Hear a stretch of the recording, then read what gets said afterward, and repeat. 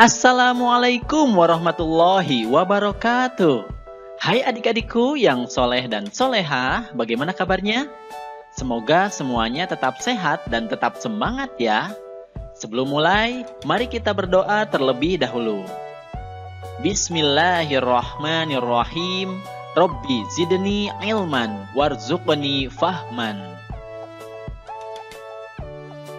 Adik-adik, kali ini kita akan mempelajari tentang pengalaman sholat di rumah dan di masjid. Setelah mempelajari materi ini, diharapkan kalian mampu menceritakan pengalaman sholat kalian ketika di rumah dan di masjid ya. Nah, sebelum dilanjutkan, untuk mendukung channel ini, jangan lupa like dan subscribe ya. Adik-adik, sekarang kakak mau tanya, bagaimana sholatmu?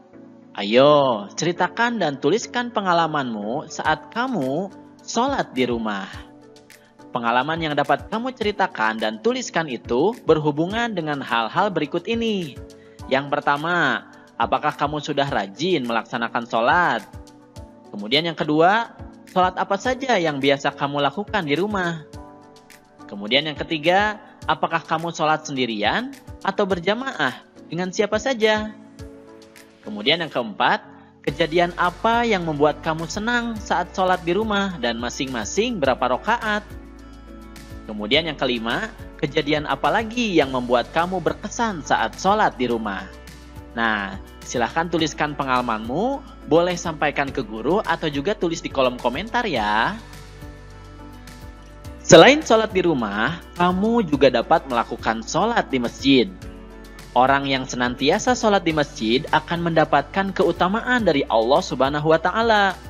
Nabi Muhammad SAW bersabda, 7 golongan yang Allah akan menaungi mereka pada suatu hari kiamat yang tidak ada naungan kecuali naungannya, di antaranya seorang penguasa yang adil, pemuda yang dibesarkan dalam ketaatan kepada Robnya, seseorang yang hatinya selalu terpaut dengan masjid. Hadis riwayat Bukhari.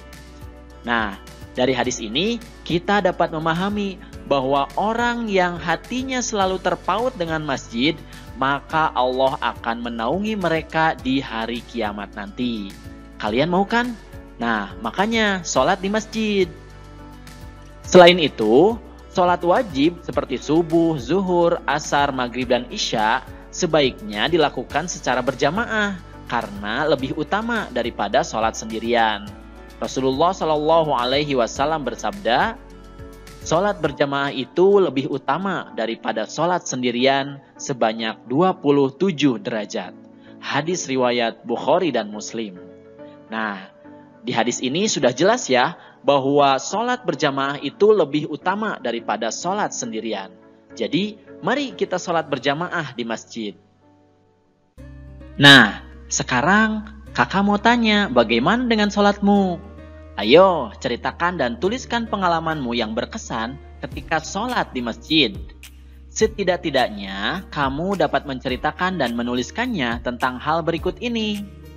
Yang pertama, jenis sholat apa saja yang biasa kamu lakukan di masjid? Kemudian yang kedua, jenis sholat apa saja yang biasa kamu lakukan secara berjamaah dan secara sendirian? Kemudian yang ketiga, kejadian apa yang membuat kamu senang saat sholat di masjid? Dan yang keempat, kejadian apa lagi yang membuat kamu berkesan saat sholat di masjid?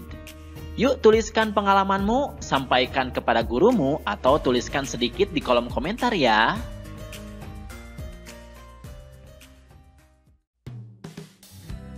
Alhamdulillahirabbil alamin. Materinya sudah selesai. Semoga sekarang kalian sudah mampu menceritakan pengalaman sholat di rumah dan di masjid ya. Terima kasih atas perhatiannya dan mohon maaf jika ada kesalahan. Billahi taufik wal hidayah. Wassalamualaikum warahmatullahi wabarakatuh. Sampai jumpa di video berikutnya.